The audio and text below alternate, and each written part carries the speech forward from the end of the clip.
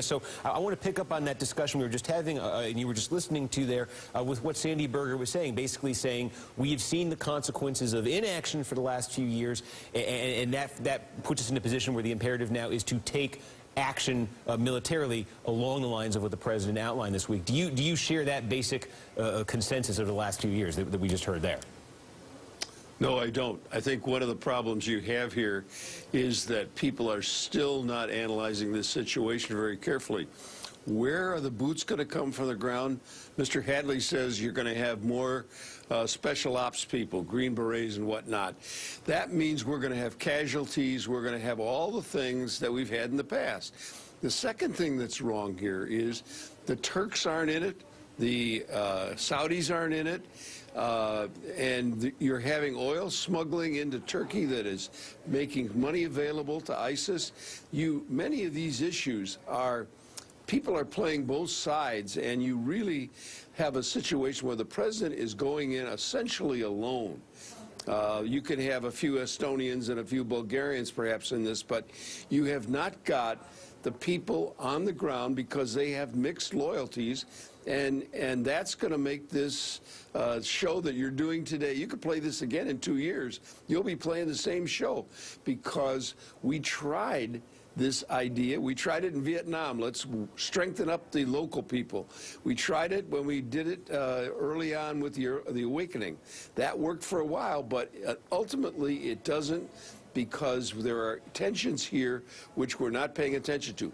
Most of the leadership of this group are the military leaders that we threw out of the Ba'athist army when we went in there. The first order that was given was to disband the army. Well, those people were very tough army, and they're out there, and they've now joined up with ISIS, not because they like ISIS. They know it's a terrible, awful organization. But, you know, they're working against a common enemy, and they're going to use them. And we still haven't figured out. We have to do this diplomatically. Well, so if there were a vote, we had this discussion last hour, if there were a vote in Congress right now on what the president laid out the other night, would you be a no vote on that? I remain unconvinced at this point.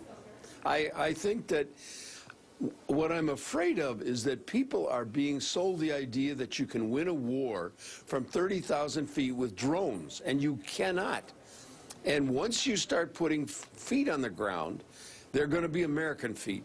Because this is what happened to John Kennedy, for heaven's sakes, in Vietnam. You put in 50, then you put in 500, then you put in 5,000, and pretty soon you're back to where we were 6 months or 2 years ago when we were about to withdraw. We had 100,000 we had to come down from.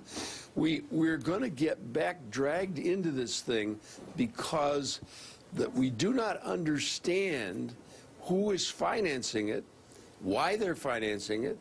Where's the money coming from all this? Ask yourself that. This didn't happen because a bunch of guys were sitting out in the desert and said, let's start something called ISIS. There was some money involved that made it possible for them to pay soldiers and to buy weapons and feed families and do all kinds of things. And those are the issues that are not being dealt with in this plan.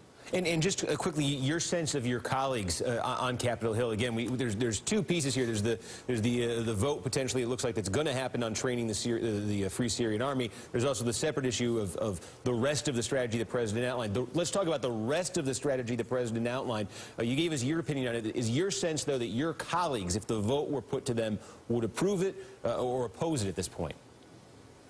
I think it's very hard to tell. You have to say, Chris, that this whole push to war is very much like the one we went through leading into Iraq. And the events that really turned the tide, in my view, were the beheading of 2 journalists. Those images are so powerful that people are very frightened of not responding to that kind of thing, because the American people were frightened by it. They were terrified by looking at that and realizing that these are people who do something like that. You have to do something about it. Well, you got to be very careful how you jump in to say you're going to do something about it if you don't have the places in which to corner them. And they're out in the desert. They're going to go everywhere. They got their weapons when the Iraqi army, which we had trained, threw down their arms and ran away. So they picked up their guns and said, gee, these are nice guns, and away they went. And that's going to happen with the Syrian side.